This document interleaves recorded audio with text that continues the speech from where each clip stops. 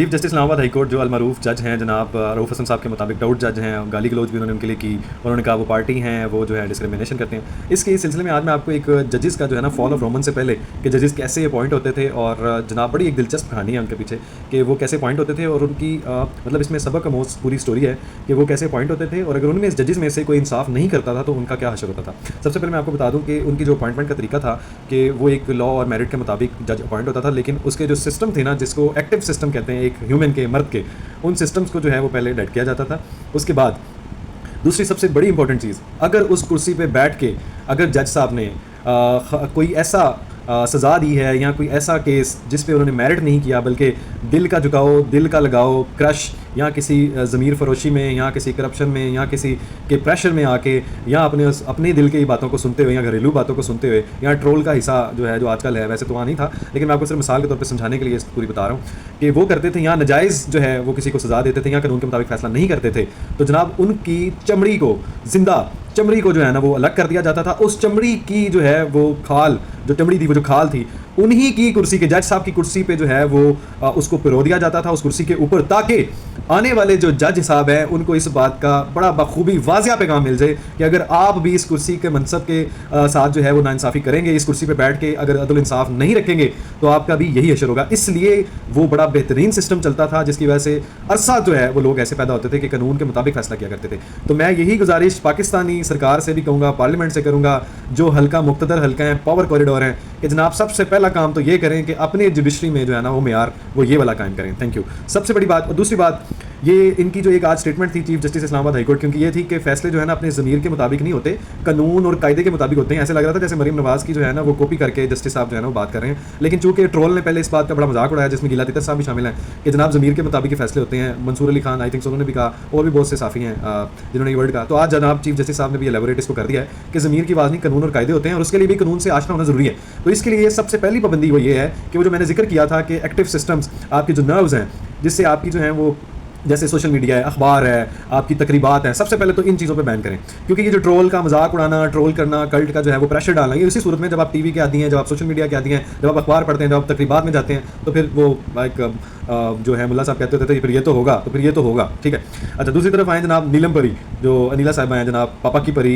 की परी जो है वो उनको गिरफ्तार किया गया है, जिन्होंने स्टेज अदाकार जो है वो ताहिर अंजुम को जो है उनकी अपने न्याजी महात्मा साहब कल्ट की वजह से उन पर जो है वो दावा बोला, उनके ऊपर जो है वो अच्छा वुमनिज्म औरत कार्ड इस्तेमाल किया, उसकी खूब दुर्गत इसलिए बनाई कि तुम जो है ना मेरे खान के खिलाफ जो है ना वो वीडियोस बनाते हो। तो यानी कि आप खान साहब के खिलाफ अगर कोई सच बोलेंगे, आप उसको जो है ना उजागर करेंगे, अगर अवेयरनेस देंगे, तो ये कल्ट, ये अंधा लोग आपके ऊपर चढ़ दौड़ेंगे, ये जो एक्सट्रीमिस्ट लोग हैं आपको मारेंगे, पब्लिक में मारेंगे। और जो जज साहबान हैं जनाब मुबैना, मैं सिर्फ करप्ट जजेस की बात कर रहा हूँ, वो इनको धड़ाधड़ जो है ना वो थोक की बुनियाद पे बेले देंगे। तो फिर इंसाफ जो है ना, मैंने जैसे पहले रिक्वायरमेंट बताई, फिर जज साहब की चमड़ी जो है ना वो उधेड़ के ना उसी कुर्सी पे लगा देनी चाहिए ताकि आने वाला जज इंसाफ कर सके। तो इसका नज़ारे से याद आया कि जनाब वो खलीलुर रहमान कमर साहब याद आ गए कि फ़कत मेरे पलंग से नहीं कहना था कि फ़कत मेरे दिल से उतर जाइएगा। वो आमना साहबा की जो बात है वो मुबैना तौर पे वो वीडियो भी बड़ी वायरल हुई है। तो जनाब वो मेरे दिल से उतर जाइएगा, एक मुलाकात ज़रूरी है सनम, वो मुलाकात जो है वो बंदा पूछे अभी 4:40 पे तो क्या तहज्जुद पढ़ाने गया था या फजर की नमाज़ बाकायदा जमात से करवाने गया था। तो ये वो हैं ज़राए जो ये पहली बार नहीं है, लेकिन एक्सपोज बेचारे पहली बार हो गए हैं, क्योंकि हर जगह सुराख से जो है ना खाली हाथ नहीं होता, कहीं से सांप पे निकल आता है। तो इनको आगे से जो है ना वो सांप निकल आया, तो जिस सांप पे इनको डस लिया है, अब ये मुलाकात जो है ना वो अब लंबी देर तक चलेगी और रिमांड भी उनको बेचारों का करवा दिया है। तो अब देखते हैं काफ़ी देर तक ये चलता है, मामला कब तक चलता है। अच्छा, ये सिर्फ ये नहीं है कि ये नीलम परी वाला ही मैटर है, पापा की परी, ये पापा की परी जो है ना कहीं पे भी हो, ये पापा की परी चाहे वो लाहौर में हो, लंदन में हो, अमेरिका में हो, ये कल्ट सेम वाक़या जो है ना वो यूएसए यूके में भी हुआ है। ये कल्ट जो अंधे जाहिल लोग हैं ये उधर भी जो है ना वो चढ़ दौड़े हैं कि मेरा खान जो चक्की में है दाल रोटी खाता है, और अल्लाह की बंदी उसके तूने वो चक्की है, वो काजू पिस्ते बादाम देसी मुर्ग मुसल्लम हैं वो खाता है, वो हराम खाने वाला शख्स, सूर खाने वाला शख्स कहती है वो तो दाल रोटी खाता है, वो कौम के लिए लड़ रहा है। वो बंदा पूछे 190 मिलियन पाउंड कौम के लिए था,